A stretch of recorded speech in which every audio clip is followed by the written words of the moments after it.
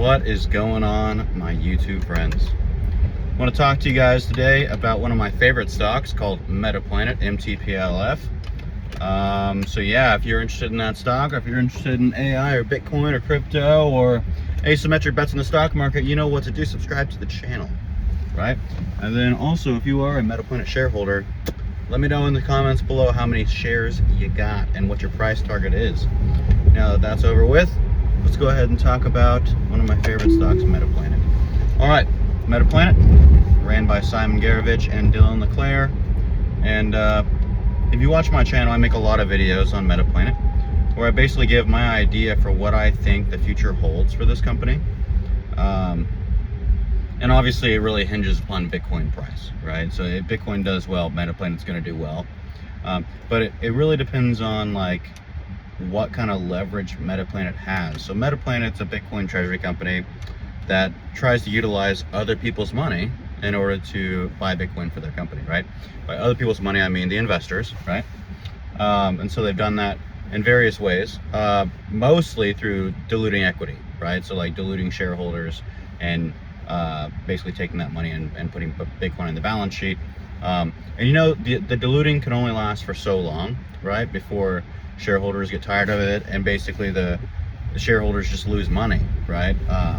The Bitcoin per share goes up, but the share price goes down. So it's kind of like, you know, it's a give and take. Now, it also depends on what kind of MNAV you have, right? So if the MNAV is high, so let's say that like Metaplanet's, you know, trading at like 8 times premium compared to what their Bitcoin price is, of course they should dilute and they should continue to buy more Bitcoin with that, because I mean the Bitcoin per share is going to go up a lot if you do that. So that's historically what they've done, right? But now we're on to the next phase where it's already been approved by shareholders.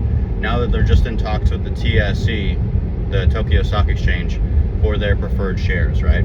And it's actually insane what Metaplanet's doing, because they're trying to create preferred shares, perpetual preferred shares, with a dividend yield of around like 4%. So that's not very much, right? To get someone's money, basically pay them 4% annually for an asset that historically has went up 99%, right? And an asset that the big dogs in the crypto industry think that is going to go up perpetually like 30 to 40% a year, right? So you're paying 4%. It's basically this gigantic arbitrage play where it's like they're basically turning into a bank in the sense that they are, you know, you can lend your money to them for 4%, but they're going to go make 30% on it, right? So much like savings accounts where like they're going to pay you whatever it is, you know, 0.5%, 1%, 2% on your savings account depending on where it's at, but they're going to offer like home loans at like 6%, right? 7%, 8%. So they're just arbitraging off of a hard asset. Okay, so, and the reason they're able to do that is because in Japan, it's a very, very inflationary environment, because they keep interest rates so low constantly, because they want to incentivize innovation, right?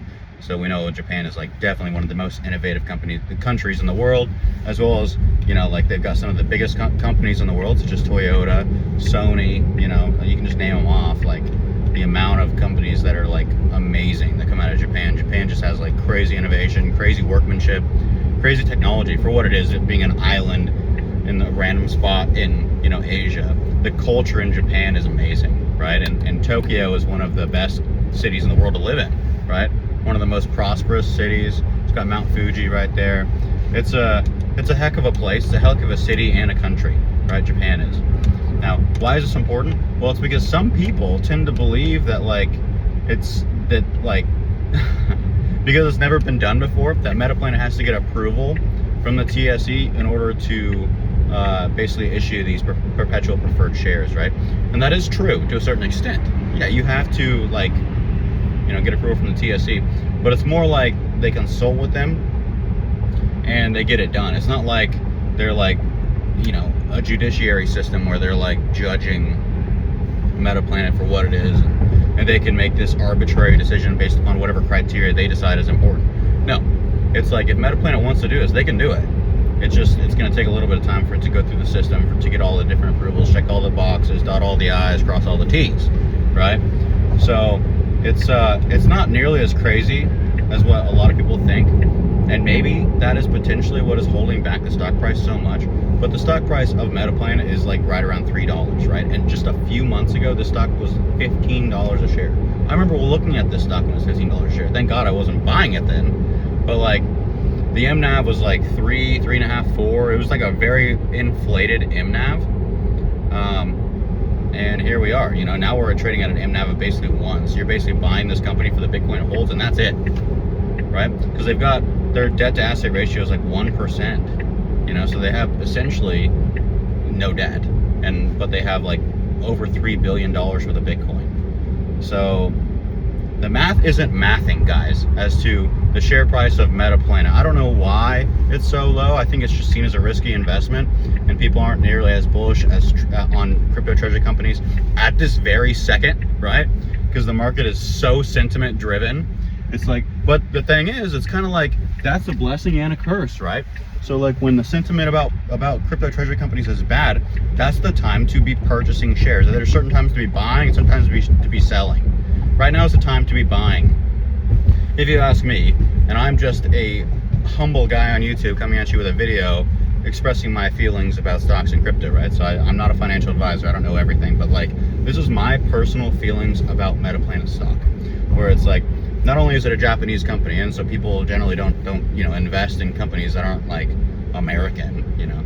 Like there's some companies that people invest in, but like Japanese, if I were to like name off like a few Japanese companies, like the biggest ones, I doubt that people in the US really even invest much in those companies. You know, like we're much more centered toward like Mag 7 or like even like European companies oftentimes, but like Japan, like I can't really name you any other Japanese companies that I would personally invest in, right? So that's one reason why people are like kind of sketched out.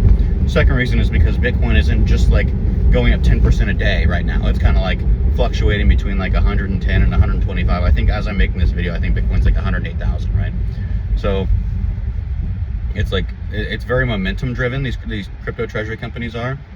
But at a certain point, like I made in my other videos, like what MNAV do you have to have for you to invest in Metaplanet? Is it just completely this is what you as an investor have to decide. Is Metaplanet completely uninvestable? If that's the case, then power to you. You know, go find someone else to invest in, sure.